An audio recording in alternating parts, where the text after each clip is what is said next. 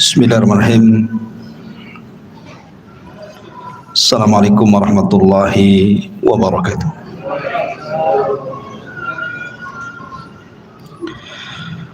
Alhamdulillah wassalatu wassalamu ala Rasulillah wa ala alihi wa sahbihi wa mawalah wa la hawla wa la quwata illa billahi wa ba'du. Alhamdulillah, di malam hari ini kembali kita bisa duduk di Masjid Muhajirin. Kita senantiasa berdoa kepada Allah Subhanahu wa taala. Semoga Allah Subhanahu wa taala memberikan pahala dan balasan kepada yang membangun masjid ini, dan tentunya juga kepada kita yang senantiasa memakmurkan masjid ini. Salawat dan salam kita hadiahkan kepada Rasul kita Nabi besar Muhammad sallallahu alaihi wa ala alihi wasallam. Pembahasan di malam hari ini kita akan membahas biasa tafsir Al-Quran, tapi malam ini kita akan khususkan membahas tentang perkara penting, tentang kaedah-kaedah berkaitan dengan ketaatan kita kepada para penguasa. Karena ketika orang tidak paham bagaimana kaidah ahli sunnah wal jamaah tentang pentingnya taat kepada pemerintah atau penguasa, akhirnya sebagian mereka kemudian melakukan mudhaharah, demonstrasi yang kemudian mengarah kepada bagaimana menghancurkan pemerintah, berawal dari mimbar-mimbar, orasi-orasi, dan berakhir dengan kekacauan di mana-mana. Artinya permasalahan ini permasalahan besar, karena menyangkut maslahat bangsa dan juga negara, menyangkut maslahat manusia dan seluruh makhluk yang tinggal di bumi. Ketika saya membahas masalah ini, bukan berarti ditujukan kepada pemerintah tertentu, tidak. Kita tidak sedang membicarakan Pak Jokowi sebagai presiden kita, atau kepada pemimpin-pemimpin dunia lainnya. Karena apabila kita menyenggol permasalahan masalah-masalah seperti ini, terkadang ada orang-orang yang tidak suka, seolah-olah kita dianggap sebagai corong-corong pemerintah. Pembahasan ketaatan kepada para pemimpin ini sudah dibahas Al-Quran sebelum ada pemimpin,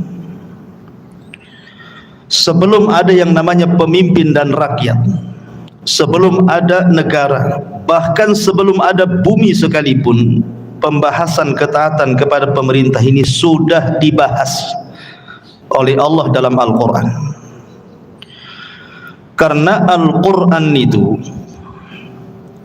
ketika Allah Subhanahu wa ta'ala memerintahkan pena untuk mencatatnya, kemudian diletakkan di Lauhil Mahfuz, itu sudah ada sebelum langit dan bumi diciptakan 500 tahun. Artinya sebelum ada langit dan bumi, Al-Quran sudah dicatat oleh qalam, kemudian diletakkan di Lauhil Mahfuz. Maknanya, kalau tidak ada bumi berarti tidak ada negara. Kalau tidak ada negara berarti tidak ada pemimpin dan rakyat. Jadi kita bicara tentang akidah Al-Quran dan sunnah Nabi sallallahu alaihi wasallam. Ma'asyiral muslimin yang dimuliakan Allah Subhanahu wa taala, Saya akan menyebutkan 8 kaidah. Mudah-mudahan bisa dipahami 8 kaidah ini, karena ini penting sekali, menyangkut kemaslahatan umat.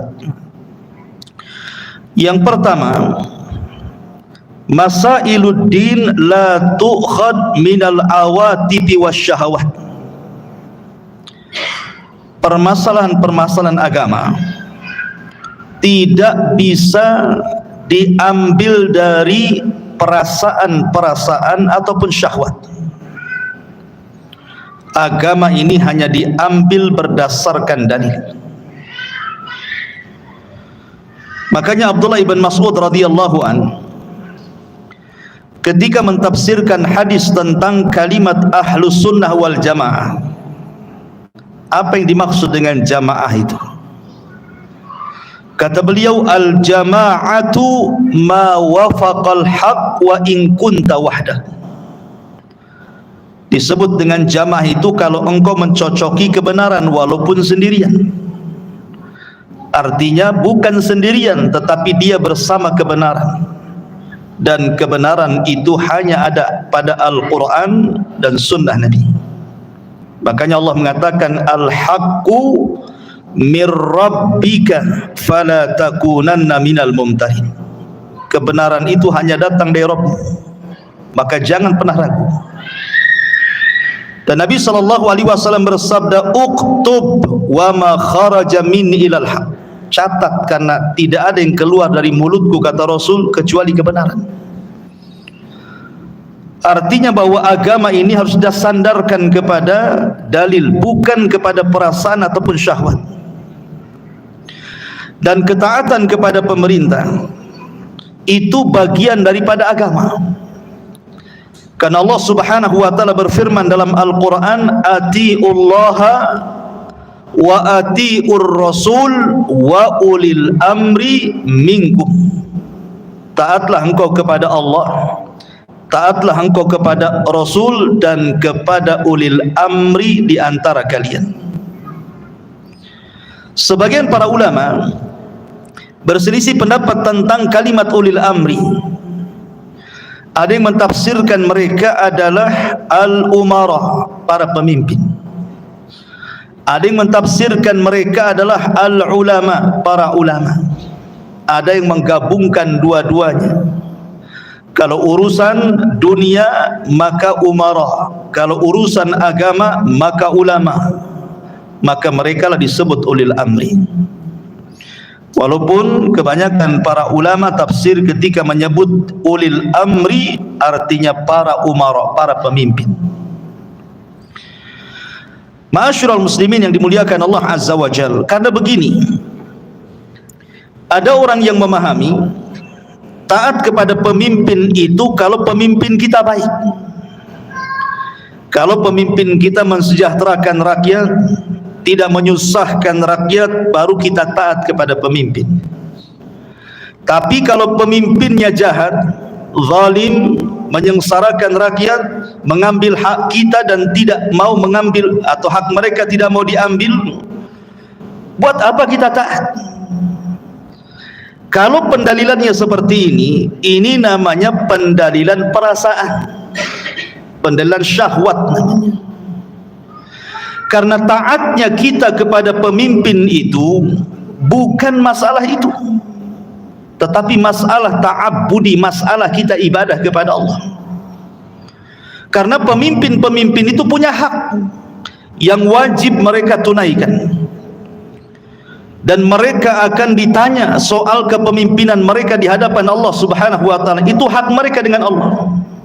Sama kita sebagai rakyat juga punya hak yang harus kita tunaikan kepada pemerintah kita. Dan kalau hak itu kita tidak tunaikan, kita pun akan ditanya di hadapan Allah Subhanahu wa taala. Jadi ketaatan kita kepada pemimpin itu karena perintah Allah dan Rasulnya, bukan karena perasaan kita, bukan karena syahwat kita. Buat apa kita taat? Pemerintahnya saja jahat. Bukan begitu. Makanya nanti ada hadis Nabi SAW yang akan saya jelaskan, bahwa ketika Nabi SAW itu dibaiat oleh para sahabat di atas kesenangan dan di atas kesusahan. Fi usrina wa yusrina. Artinya di atas kesenangan, baik pemerintah mensejahterakan kita, atau di saat kesusahan, baik pemerintah menyusahkan kita, tetap kita harus taat. Ini perintah ini. Karena di balik ketaatan kepada pemerintah itu ada kemaslahatan al-ibad wal bilad, manusia dan bangsa sendiri. Sehingga ini kaidah yang pertama, bahwa ketika kita mentaati pemerintah itu rujukannya bukan perasaan ataupun syahwat, tetapi karena ada perintah dari Al-Quran dan Sunnah. Ini kaidah pertama. Kaidah yang kedua, as-sabru 'alal aqdar ruknun min arkanil iman. Sabar terhadap takdir itu bagian daripada rukun iman. Makanya ketika Jibril bertanya soal iman, salah satu jawaban Rasul, antu'mina bil qadari khairihi wa syarrihi, beriman dengan takdir baik ataupun takdir buruk.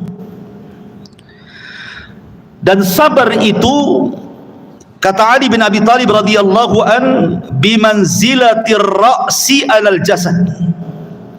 Kedudukan sabar di dalam agama ini sama dengan kedudukan kepala dengan badan kita.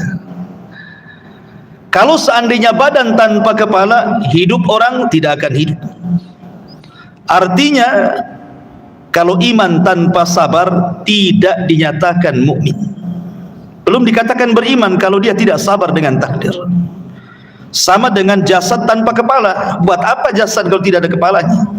Maka iman tanpa sabar pun tidak ada gunanya. Kenapa saya kaitkan kaidah sabar dalam pembahasan at-ta'atu liwulatil umur, ketaatan kepada pemerintah? Karena ada hadis Nabi SAW yang disebutkan dari Anas bin Malik radhiyallahu an. Kata Anas bin Malik radhiyallahu an, fashakawna ilaihi ma nalqa minal hajjaj. Ada seorang yang bernama Zubair ibn Adi radhiyallahu an datang kepada Anas ibn Malik radhiyallahu an dan mengatakan, kami mengadukan apa yang dilakukan oleh Hajjaj. Hajjaj ibn Yusuf As-Saqafi itu penguasa zalim. Bukan hanya ratusan, ribuan nyawa dibantai dia. Bukan hanya nyawa para tabi'in, para sahabat dibantai dia. Itu Hajjaj ibn Yusuf As-Saqafi itu. Jadi Zubair ibn Adi ini datang kepada Anas bin Malik mengadukan soal persoalan Hajjaj ini. Kita dipimpin penguasa zalim nih, mudah menumpahkan darah. Faqala, maka Anas bin Malik mengatakan apa? Isbiru, sabar kalian. Isbiru, fa innahu la ya'ti zamanun illa walladhi ba'dahu syarru minhu hatta talqau rabbakum. Sabarlah kalian, karena tidak akan ada zaman melainkan setelahnya lebih buruk dibandingkan sebelumnya, sampai kalian berjumpa dengan Rabb kalian. Sami'tuhu min nabiyyikum sallallahu alaihi wasallam, begitulah yang aku dengar dari nabi kalian. Jadi di sini lihat, padahal penguasanya Hajjaj, raja zalim, tapi Anas bin Malik menasihati, isbiru, sabar. Sabar. Dan itu semakna dengan hadis Ubadah bin Samit radhiyallahu an.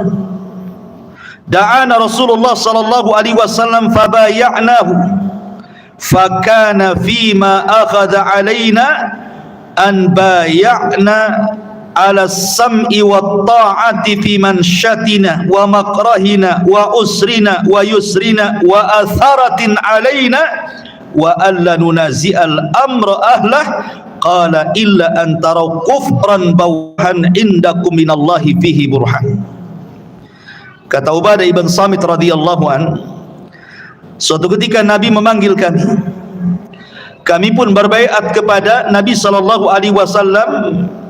Di antara isi baiatnya adalah kami harus mendengar kami harus taat, baik dalam kondisi semangat ataupun dalam kondisi lemah, baik dalam kondisi susah ataupun dalam kondisi senang. Baik penguasa itu merampas hak kami, tetap kita harus taat. Kita tidak boleh memberontak kepada mereka, kecuali kalau seandainya engkau melihat penguasa kalian dengan mata kalian berada di atas kekufuran yang jelas dan engkau punya bukti atas kekufurannya. Lihat, Nabi SAW mengajarkan kepada kita sabar, tidak boleh memberontak, kecuali kalau penguasanya kafir, jelas kafirnya, dilihat mata, ada buktinya, baru memberontak. Itu pun melihat maslahat dan mafsadah, nanti ada pembahasannya. Maka pembahasan sabar ini masuk dalam kaidah ketaatan kepada pemerintah. Sebab betapa banyak orang-orang yang tidak punya kesabaran, akhirnya mereka melakukan demonstrasi, berakhir dengan pemberontakan, akhirnya terjadi kerusakan. Bukan hanya negara, semua rusak. Ikhwan, kita ini punya dua rumah. Rumah yang pertama rumah kecil, itu rumah yang kita tempati. Yang kedua ada namanya rumah besar yang disebut dengan negara. Ini namanya rumah kita. Rumah besar itu rumah kita ini, negara kita ini. Rumah kecil ya rumah yang antum tempati. Lah rumah yang kita tempati ini, keamanannya dikaitkan dengan rumah besar. Kalau keamanan rumah besar tercabut, maka keamanan rumah yang ada pada rumah kita pun ikut tercabut. Karena rumah kita ini terkait dengan rumah besar, negara ini. Kalau negara kacau, rumah kita jadi kacau. Sebab nikmat yang paling besar dalam negara ini adalah al-amnu, keamanan. Kalau negara kita aman, rumah kita juga aman. Anda bisa mencari rizki dengan tenang, Anda bisa datang ke masjid dengan tenang, Anda bisa kemana-mana silaturahim dengan tenang, mencari ma'isyah tenang, tidak takut pencuri, perampok, dan begitu seterusnya. Tapi kalau seandainya negara kacau karena terjadi pemberontakan, maka rumah kita pun akan ketakutan. Makanya kenapa kaidah sabar ini penting dalam ketaatan kepada pemerintah, harus sabar. Makanya Nabi SAW pernah bersabda tentang sosok pemimpin yang hati-hati mereka seperti setan, tetapi jasad mereka manusia. Dalam sebuah hadis Rasul mengatakan, sayakunu ba'di a'immatun la yahtaduna bihudaya wala yastannuna bisunnati wa sayaqumu fihim rijalun qulubuhum qulubus syayatin fi jusmanil insi. Qala qultu kaifa asna ya Rasulullah in adraktu dhalik. Qala tasma'u wa tuti'u lil amiri wa in duriba dhahruk wa ukhida maluk fasma' wa ati. Lihat apa kata Rasul dari hadis Hudzaifah bin Yaman. Kata Hudzaifah bin Yaman, dia membawakan hadis Nabi SAW. Nanti kata Rasul, setelah meninggalku akan ada seorang pemimpin yang tidak mendapat petunjukku, tidak punya ilmu, tidak pula melaksanakan sunnahku, tidak pernah beramal. Kemudian hati-hati mereka seperti setan, walaupun jasad mereka seperti manusia. Coba bayangkan, kalau ada pemimpin hatinya setan, jasadnya manusia, kacau tidak? Kacau tuh. Pasti pemimpin yang seperti ini zalim. Hati-hati setan. Taulah setan itu kan kerjanya hanya melakukan kemungkaran.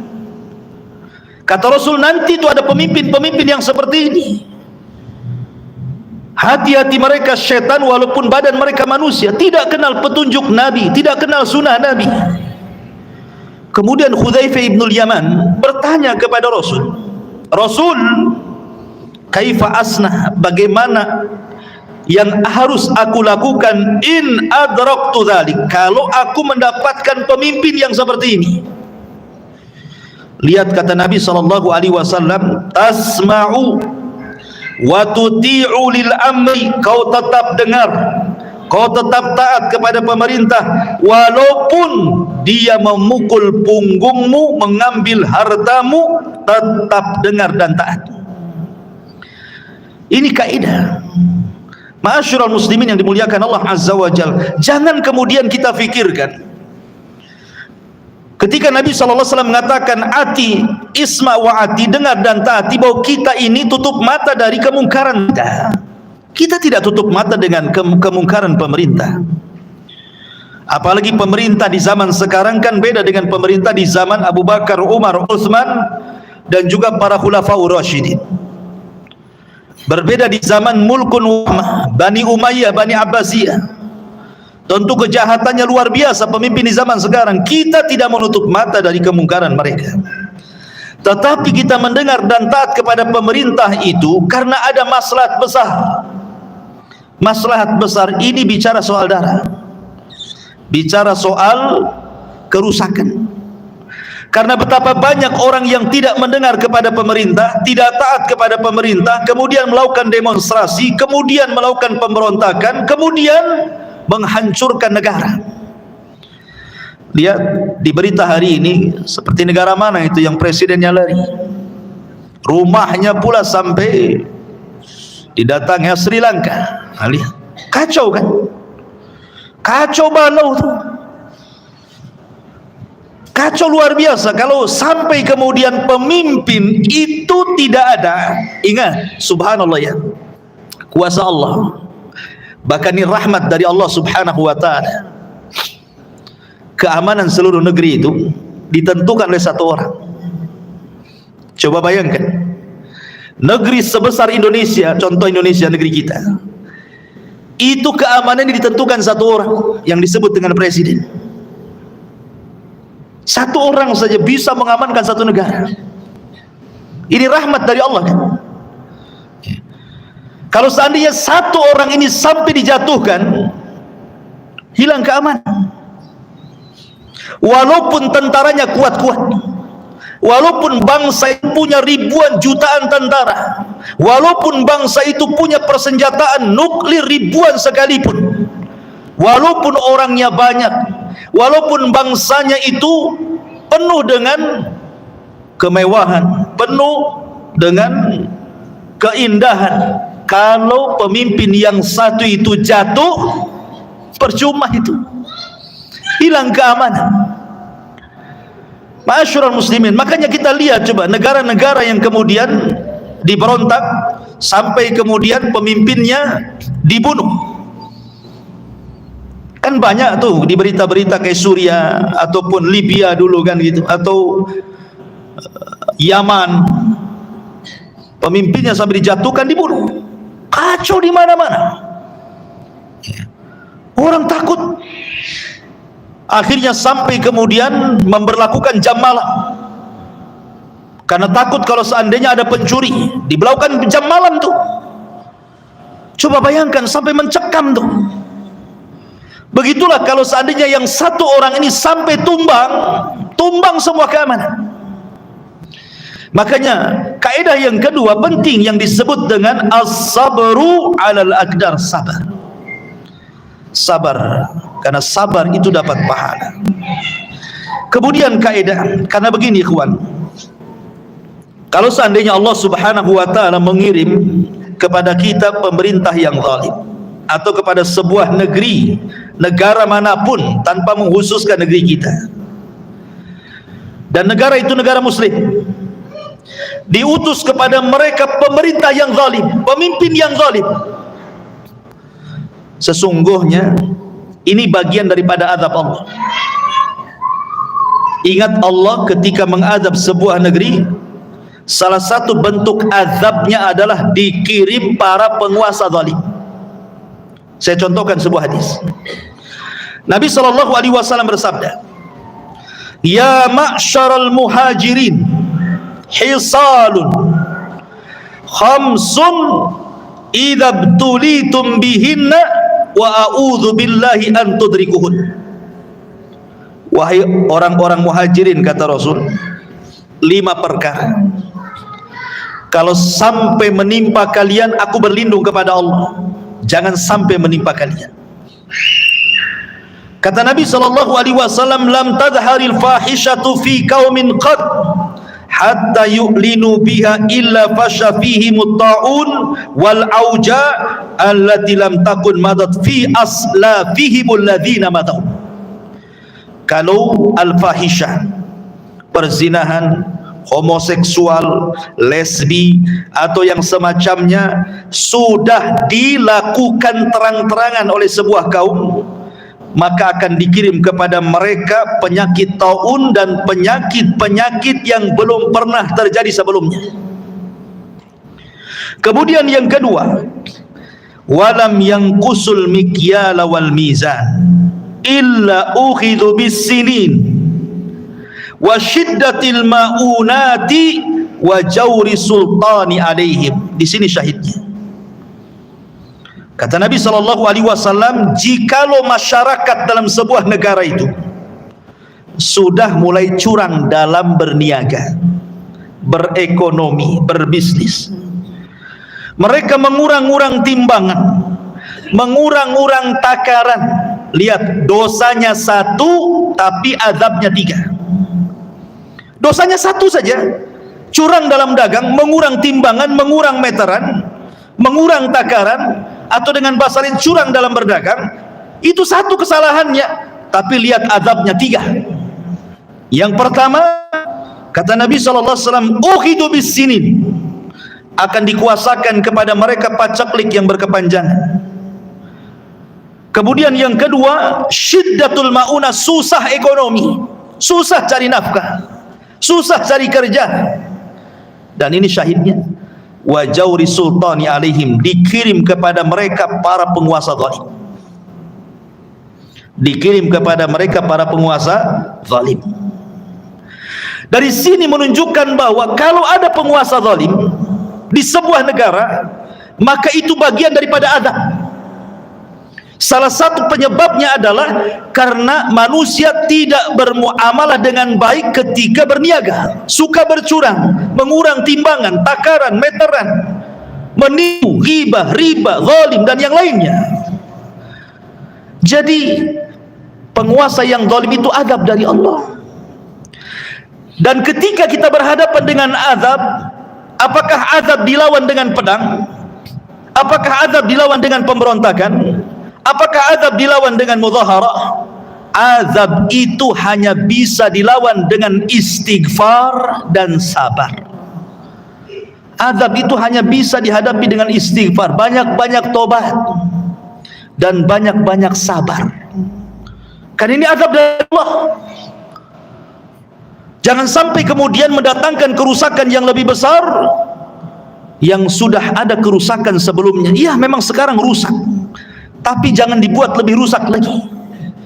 Perbanyak istighfar, perbanyak sabar. Itu kaidah yang kedua, berbicara tentang ketaatan kepada pemerintah. Kaidah yang ketiga, kata para ulama, masailul ummatil masiriyati la tasdur anil afradi walakin an ahlil halli wal aqdi. Permasalahan-permasalahan umat yang sifatnya maslahat menyeluruh, kemaslahatan-kemaslahatan umat yang menyeluruh, itu tidak boleh disandarkan kepada individu, tetapi harus disandarkan kepada pakar-pakar yang memang dia pakar di bidangnya. Begini, ada sebuah hadis dari Anas ibn Malik radhiyallahu an dan juga Abu Hurairah radhiyallahu an yang disahihkan oleh Syekh Nasiruddin Al-Albani rahimahullahu taala. Kata Nabi sallallahu alaihi wasallam, sayati 'alan nas sanawatun khadda'at yusaddiqu fiha al-kadhib wa yukadzabu fiha as-sadiq, yusaddaqu fiha al-kadhib wa yukadzabu fiha as-sadiq wa yu'tamanu fiha al-kha'in wa yukhawwanu fiha al-amin wa yantiqu fiha ar-ruwaybidatu. Qila ya Rasulullah wa ma ruwaybidatu? Qala ar-rajulu tafihu yatakallamu fi amril amah. Kata Nabi SAW, akan datang zamannya kata Rasul, tahun-tahun penuh dengan kedustaan, di mana orang-orang yang dusta dibenarkan dan orang-orang jujur didustakan, di mana orang-orang yang khianat dianggap amanah dan orang-orang amanah dianggap khianat. Artinya zaman itu sudah berlaku hari ini. 14 abad yang lalu Rasul mengatakan seperti itu, hari ini sudah terjadi kan? Banyak orang-orang jujur dianggap dusta, orang dusta pula dianggap jujur. Para pengkhianat dikatakan amanah, orang-orang yang amanah pula dikatakan khianat. Apabila ada pemimpin yang baik, maka akan dikirim bazar-bazar untuk merusak kebaikannya. Apabila ada pemimpin yang jahat, dibuat pencitraan bagaimana seolah-olah dia pemimpin yang baik, kan begitu? Zaman itu seperti itu. Ya. Tetapi di sini syahidnya adalah, dan akan datang kepada kalian para komentator dari Ruwaibidah. Rasul, siapa Ruwaibidah itu? Maka Rasul mengatakan Ruwaibidah itu ar-rajulu tafi yatakallam fi amril amah. Orang jahil, tidak pernah sekolah, bukan bidangnya, bicara tentang kemaslahatan negara. Ini zaman sudah terjadi hari ini. Ketika sekarang banyak medsos, orang punya HP masing-masing, semua orang bisa komen kan? Orang pasar bisa komen, tukang ojek bisa komen, tukang cincau bisa komen, semua orang bisa komen, tukang bangunan bisa komen. Mereka nggak pernah sekolah ketatanegaraan, tapi dia bisa bicara tentang negara, komentar tentang negara, mengkritik negara entah dari mana. Dari mana dia bisa tahu? Coba, ini zamannya sudah ada hari ini. Mereka bukan sekolah di situ, kenapa mereka bicara soal itu?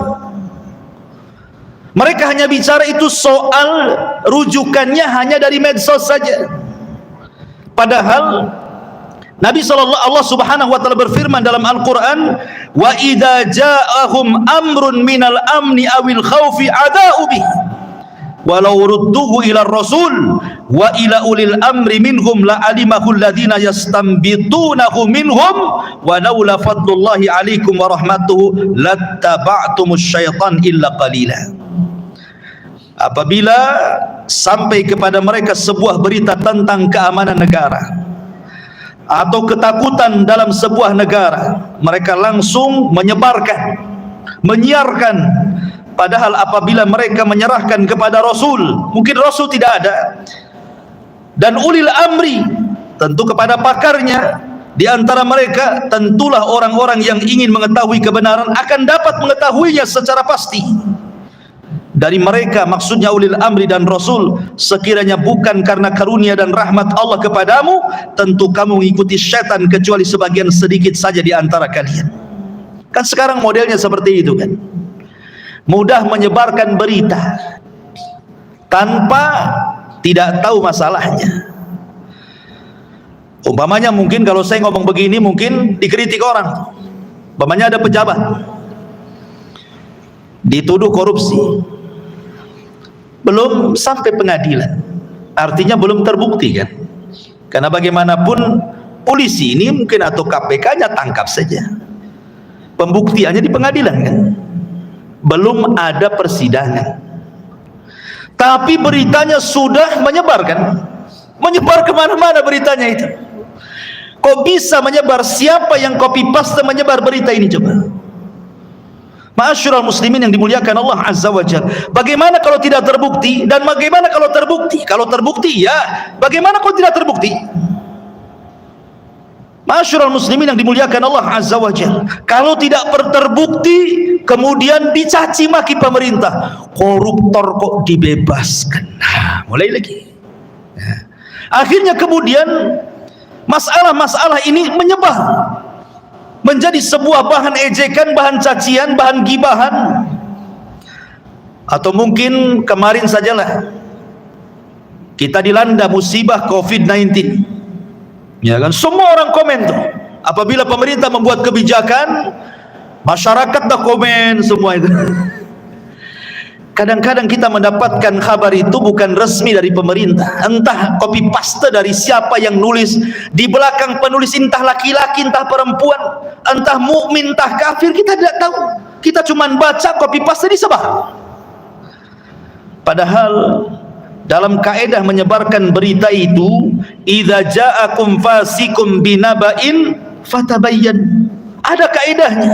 Kalau datang sebuah berita, jangan langsung ditelan kemudian copy paste main sebar, tetapi cross check dulu betul tak beritanya, sahih tak beritanya. Sebab kalau seandainya tidak sahih, sama saja dengan menyebar fitnah. Ma'asyiral muslimin yang dimuliakan Allah Azza wa Jalla, intinya bahwa maka masalah-masalah yang berkaitan dengan maslahat-maslahat negara, biarlah para pakar yang bicara.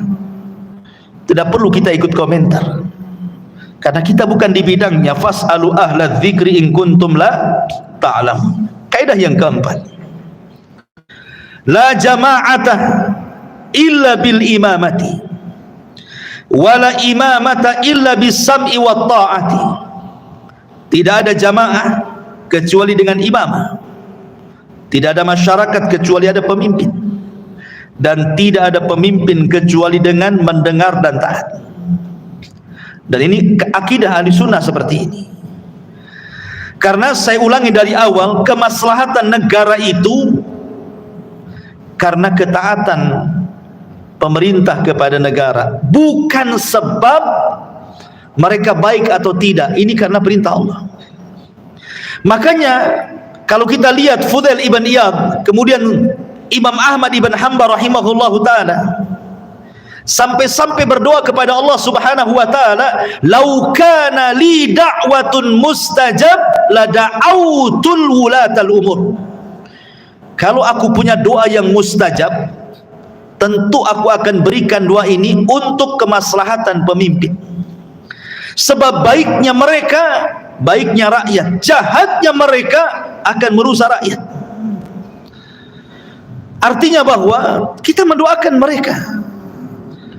Ma'asyiral muslimin yang dimuliakan Allah subhanahu wa ta'ala, karena mencaci maki pemerintah itu tidak ada gunanya, tetapi mendoakan hidayah kepada mereka. Allahumma wafiq li umuril mu'minin. Ya Allah, berikan taufik kepada mereka. Ya Allah, berikan hidayah kepada mereka. Ya Allah, sadarkan mereka. Ketika mereka diberikan kesadaran dan hidayah oleh Allah, baiknya mereka juga, baiknya rakyatnya. Karena begini ikhwan, pemimpin itu kan cerminan rakyat. Ali bin Abi Thalib pernah dikritik. Di zaman Ali itu kan perang terus tuh. Makanya kalau kita membicarakan sejarah Abu Bakar, runut jelas gitu kan. Sejarah Umar runut jelas, sejarah Utsman runut jelas. Ketika bicara sejarah Ali, isinya perang. Kan di zaman Ali itu kan perang terus tuh. Perang Siffin di zaman Ali, perang Jamal di zaman Ali, pemberontakan sana sini Khawarij di zaman Ali.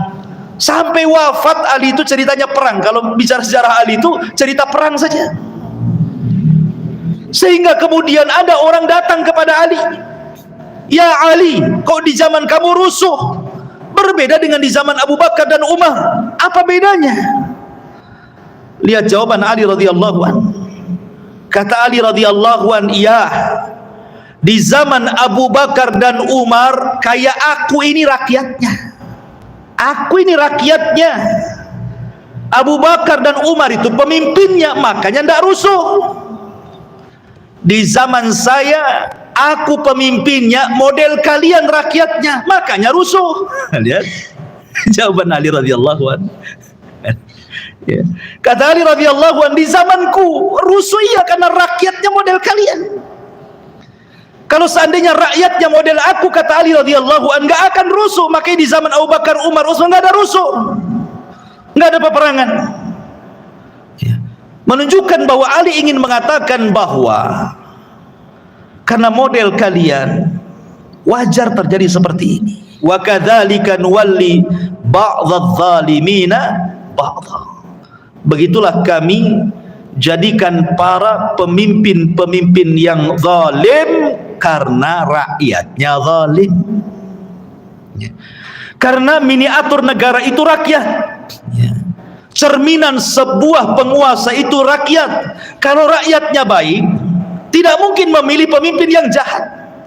Kalau rakyatnya semua sholat, tidak mungkin memilih pemimpin yang tidak sholat. Kalau rakyatnya semua jujur, tidak mungkin memilih pemimpin khianat. Kalau rakyatnya semuanya amanah, semuanya baik, tidak mungkin memilih raja-raja, penguasa-penguasa yang jahat-jahat, mustahil.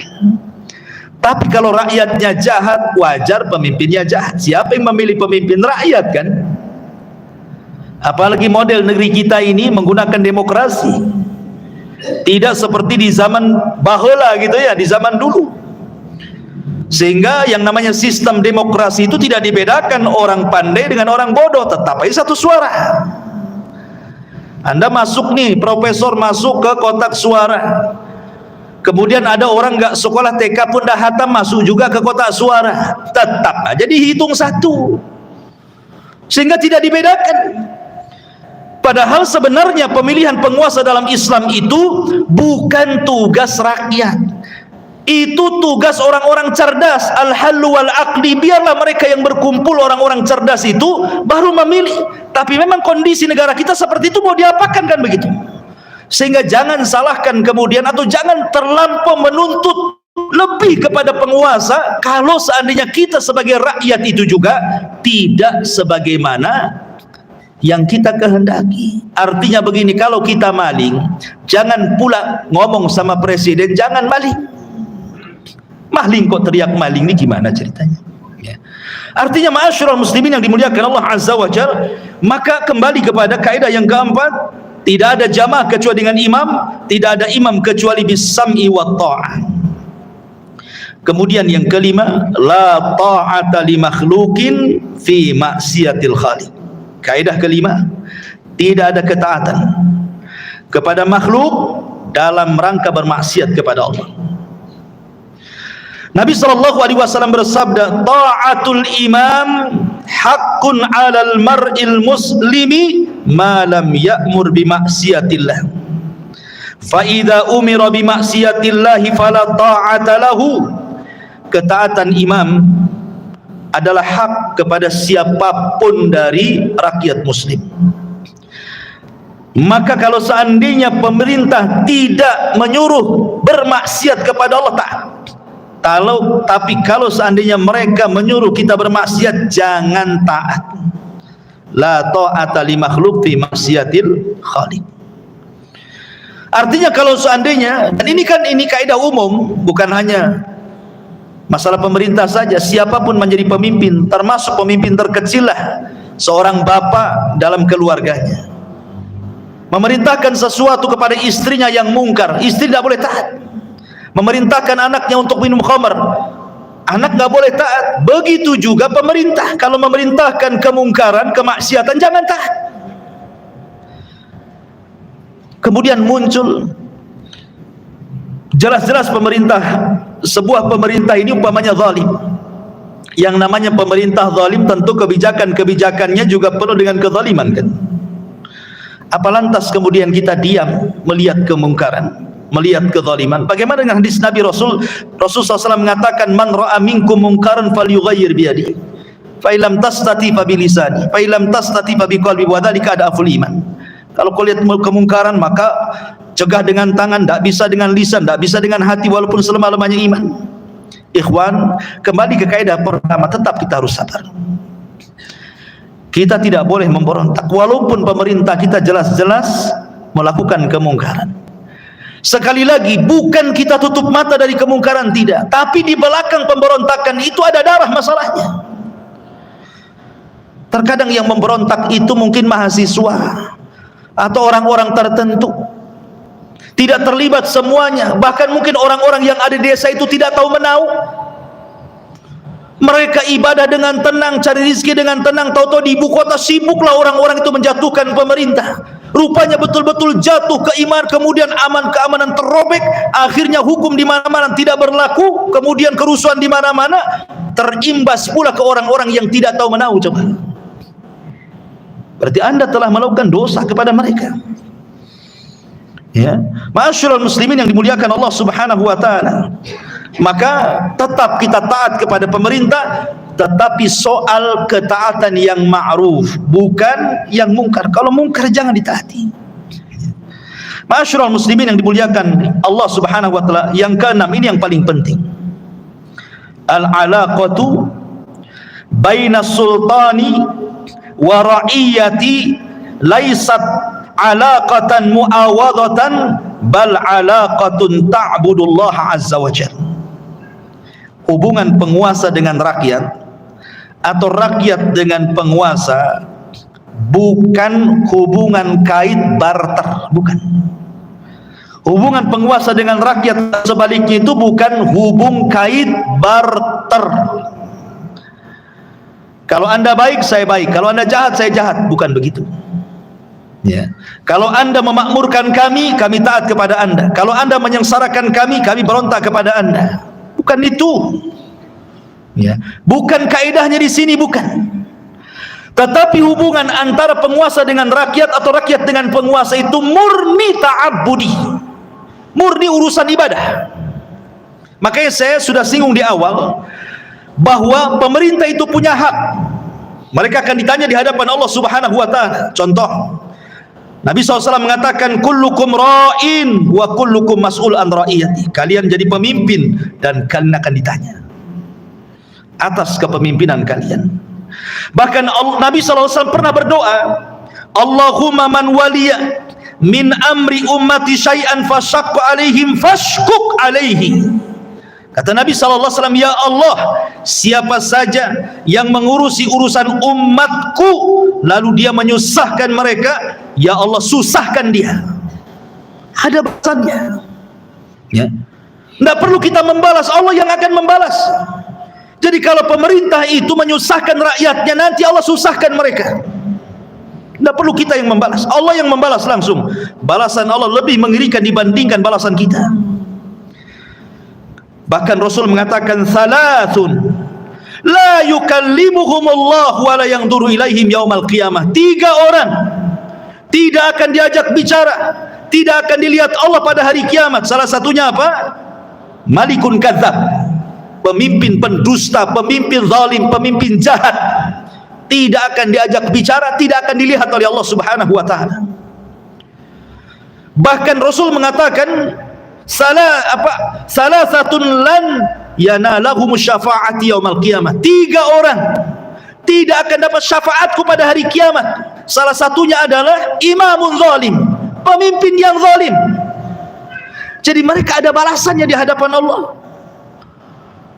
Sebagaimana pemimpin-pemimpin yang zalim ada balasannya di hadapan Allah, begitu juga pemimpin adil. Sab'atun yudhilluhumullahu fi dhillihi yauma la dhilla illa dhilluh.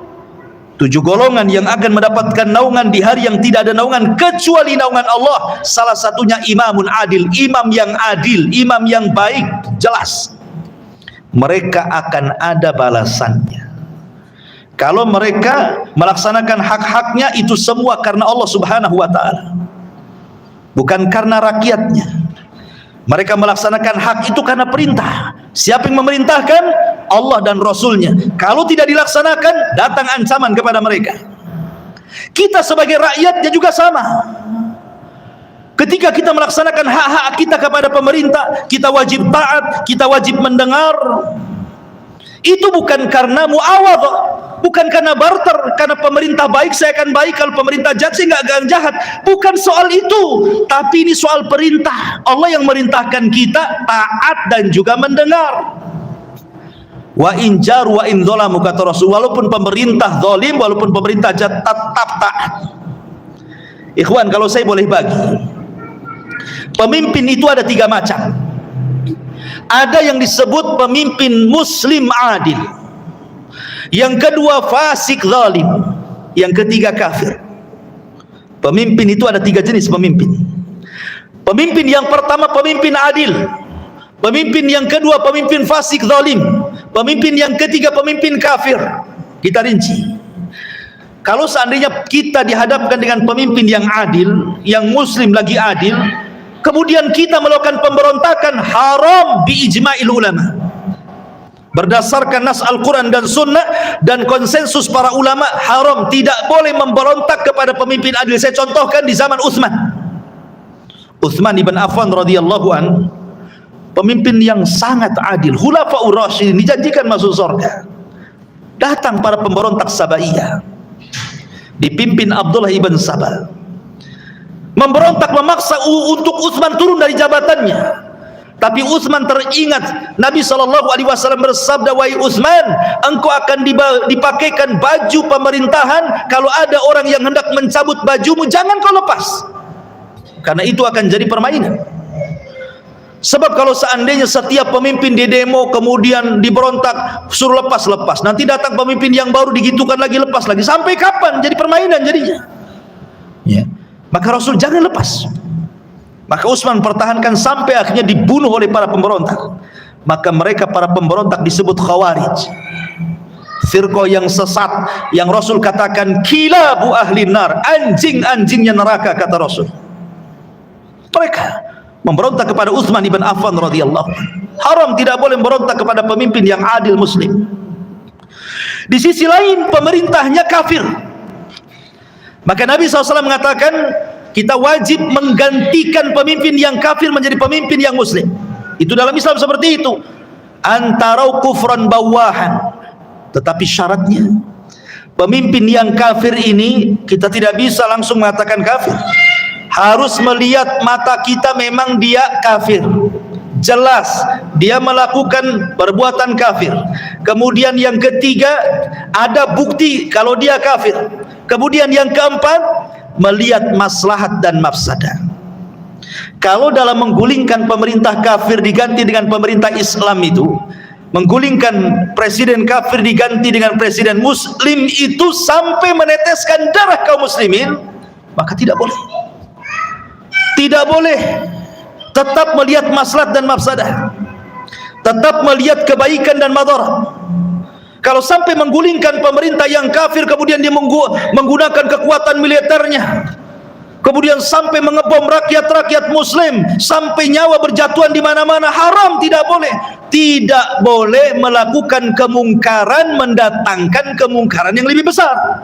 Itu kaidah itu. Kecuali kalau senyap, tidak ada pertumpahan darah, tidak ada peperangan, Anda bisa menekan pemerintah supaya diganti gitu ya, dari muslim dari kafir ke muslim, anggap apa.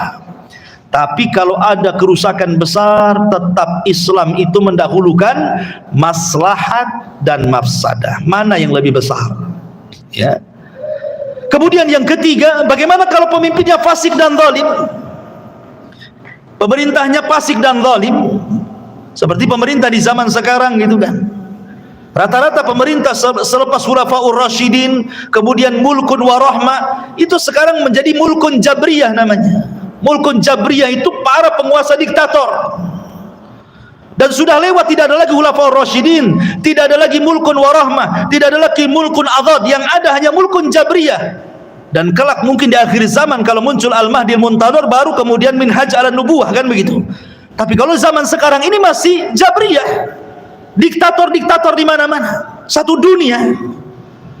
Bagaimana kita menghadapinya? Apakah kita harus memberontak? Kaidah ahli sunnah wal jamaah tetap tidak boleh memberontak, walaupun penguasa zalim, walaupun penguasa jahat, walaupun penguasa mereka mengambil hak kita dan hak mereka tidak bisa diambil. Tidak boleh. Ma'asyiral muslimin yang dimuliakan Allah Azza wa Jalla, saya ulangi bahwa hubungan antara kita dengan pemimpin itu bukan hubungan barter, bukan. Ini hubungan ta'abbudi. Kita melaksanakan hak kita karena Allah. Sebagaimana para pemerintah itu juga, para pemimpin di pemerintahan melaksanakan hak-hak mereka juga karena perintah. Jangan dianggap barter, ya kan? Ma'asyiral muslimin yang dimuliakan Allah Azza wa Jalla. Kemudian yang nomor 7, la amna illa bil imam. Tidak ada keamanan kecuali dengan adanya pemimpin. Satu hari kekosongan seorang pemimpin itu lebih bahaya dibandingkan 70 tahun dipimpin raja zalim. Ada istilah para ulama seperti itu. Satu hari kosong tidak ada pemimpin itu lebih jelek dibandingkan 70 tahun dipimpin raja zalim. Kenapa demikian? Karena sampai kalau satu hari kekosongan tidak ada penguasa, tidak jalan hukum, maka yang terjadi apa? Nikmat aman akan hilang. Banyak kekacauan dan perselisihan di mana-mana. Rasa takut akan disebar di hati-hati manusia. Boleh jadi akan terjadi pertumpahan darah, hilangnya harta, hancurnya bangunan, banyak kelaparan, negeri hancur, banyak perampokan, banyak pengangguran, pendidikan terhenti, macam-macam. Kerusakannya macam-macam tuh. Makanya kalau seandainya kemudian dalam sebuah negara itu ada presidennya, ada pemimpinnya, bersyukurlah kita kepada Allah. Bersyukur bahwa masih ada pemimpin yang mau memimpin kita. Ikhwan, kita sebagai rakyat itu tidak selelah mereka loh. Mereka lelah, otak mereka lelah, fisik mereka lelah. Mereka memikirkan soal ekonomi kita, makan kita, minum kita, transportasi kita. Mereka hari-hari antum mikir jalan itu. Gak kepikir, tahu-tahu jalan sudah lebar saja. Kan gitu ya. Tahu-tahu ke pasar adalah itu minyak walaupun mahal-mahal sedikit. Ada. Mau cari beras ada. Lah siapa yang mikir itu? Apakah antum punya sawah? Enggak punya juga. Siapa yang menyediakan beras itu? Menyediakan minyak, menyediakan bahan pokok bagi kita. Coba menyediakan keamanan. Kalau tidak ada bapak-bapak polisi itu, perampokan di mana-mana. Saya teringat tuh satu kisah, itu ada kawan polisi itu. Ketika polisi diusir karena mungkin bermasalah di sebuah daerah. Oh, satu warga ngusir dia. Polisinya pergi. Habis polisinya pergi, terjadilah perampokan di mana, pusing. Gak ada polisi. Ma'asyiral muslimin yang dimuliakan Allah Azza wa Jalla. Artinya lo di sini keamanan itu karena ada pemimpin. Subhanallah, nikmat dari Allah. Allah sudah mengirim satu pemimpin untuk memberikan keamanan satu negara loh. Gara-gara satu orang, satu negara bisa aman tuh. Satu orang saja. Ini yang satu orang kalau tidak dijaga, hilang tuh keamanan. Makanya yang satu orang itu kita jaga, kita doakan kebaikan mereka. Semoga Allah berikan taufik hidayah kepada mereka. Ya Allah, luruskan mereka. Bukan malah kita hujat, kita gibah, kita jelek-jelekan, macam-macam. Belum tentulah dia tumbang, datang pemimpin yang lebih baik. Karena Rasul yang mengatakan bahwa namanya zaman itu pasti setelahnya lebih buruk daripada sebelumnya. Ma'asyiral muslimin yang dimuliakan Allah Azza wa Jalla. Kemudian yang terakhir, al-athar al-mutarattibatu alal khuruj ala waliyil amri, bahwa setiap pemberontakan pasti akan ada pengaruh. Ada pengaruh, dan pengaruhnya besar. Minimalnya persis seperti yang saya tadi suraikan, hilang keamanan. Kalau sudah terjadi pemberontakan, kita lihatlah negara-negara yang melakukan pemberontakan sampai menumbangkan pemerintahnya. Lihat Yaman, perang sampai hari ini nggak berhenti. Banyak orang mati kelaparan, rampok di mana-mana. Karena tercabut rasa aman, rasa takut. Yang dulunya enak ke masjid itu sholat, sekarang susah, terpaksalah sholat di rumah. Mau ke masjid pun takut ditembak. Mau cari makan susah. Ya. Itu dampak daripada pemberontakan. Makanya kenapa Islam itu mengharamkan pemberontakan. Kata Imam Nawawi rahimahullahu ta'ala, wa sababu adami in'izalihi wa tahrimil khuruji alaihi ma yatarattabu ala dhalik minal fitani wa iraqatid dima wa fasad dhatil bayyin fatakunul maqsadatu fi ajri akthar minha fi baqaihi. Kata Imam Nawawi rahimahullah ta'ala, kenapa Islam melarang? tidak boleh memberontak karena akan terjadi fitnah yang besar. Darah boleh ditumpahkan, kerusakan di mana. Oleh karena itulah maka akidah Ahlussunnah wal Jamaah, kalau kita bicara tentang ketaatan kepada pemerintah itu luar biasa kerasnya. Ratusan hadis bicara tentang ketaatan sampai derajat mutawatir, karena ini menyangkut maslahat al-ibad wal bilad, maslahat manusia, maslahat binatang, maslahat hutan-hutan, maslahat sungai-sungai, lautan-lautan, macam-macam kan dalam sebuah negeri itu. Kalau aman negeri ini semua aman, ikhwan. Tapi kalau rusak negeri ini semua rusak, ya. Makanya pentingnya Allah Subhanahu wa taala tekankan dalam Al-Qur'an tadi, wa atiullaha wa atiur rasul wa ulil amri minkum. Taatlah engkau kepada Allah, taatlah engkau kepada Rasul dan kepada para pemimpin di antara kalian. Wallahu alam. Subhanakal bihamdika asyhadu an la ilaha illa anta astaghfiruka. Assalamualaikum warahmatullahi wabarakatuh.